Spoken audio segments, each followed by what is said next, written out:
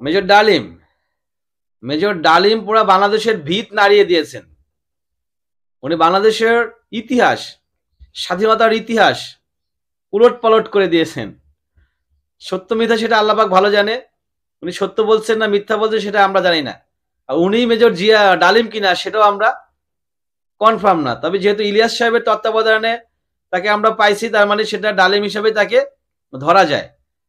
মানে আমরা আশা করতে পারি উনি ডালিম, কারণ এটা ইলিয়াস সাহেবের আন্ডারে, উনি ইলিয়াস সাহেবের তত্ত্বাবধানে উনি কথা বলেছেন। তো উনি যে কথাগুলো বলেছেন খুব ইম্পর্টেন্ট কথা।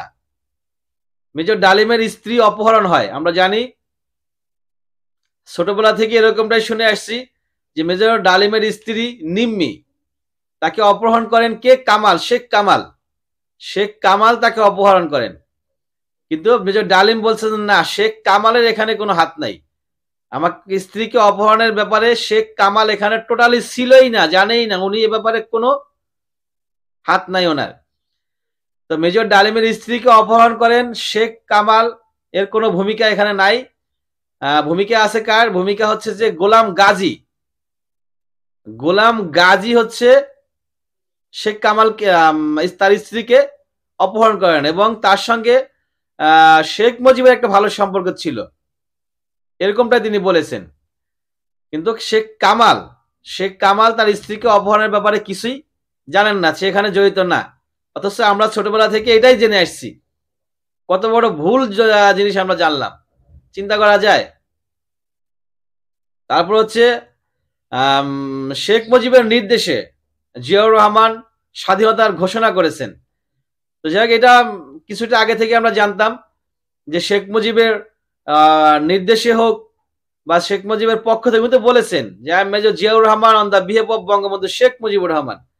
উনি কিন্তু বলেছেন যে আমি বঙ্গবন্ধুর পক্ষ থেকেই স্বাধীনতার ঘোষণা করতেছি।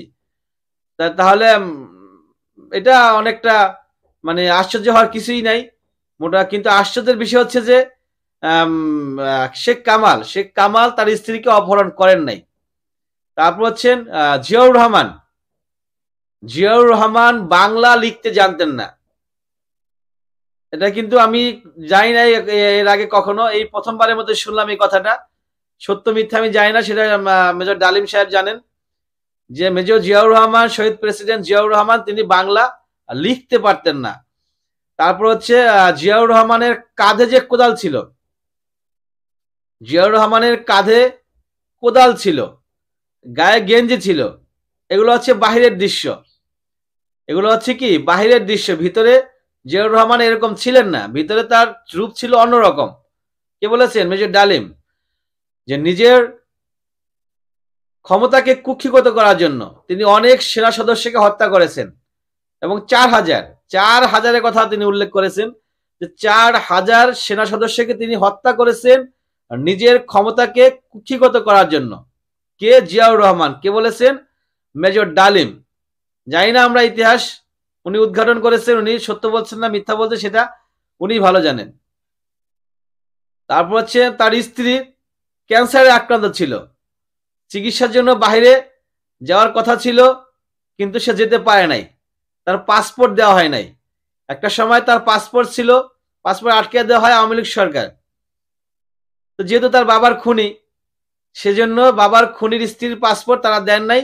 পরবর্তীতে বিএনপি ক্ষমতায় আসলো, তো ডালিম বলেছিল যে শেখ হাসিনা খালেদা জিয়ার কাছে যাও, কিন্তু তার স্ত্রী খালেদা জিয়ার কাছে যায় নাই এবং পাসপোর্টটাও সে পায় নাই। তারপর ধুকে সে মারা যায়।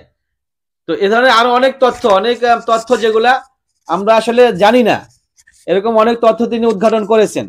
তো আমরা ইনশাল্লাহ আপনাদেরকে পর্যায়ক্রমে একটু একটু করে সব জানানোর চেষ্টা করব।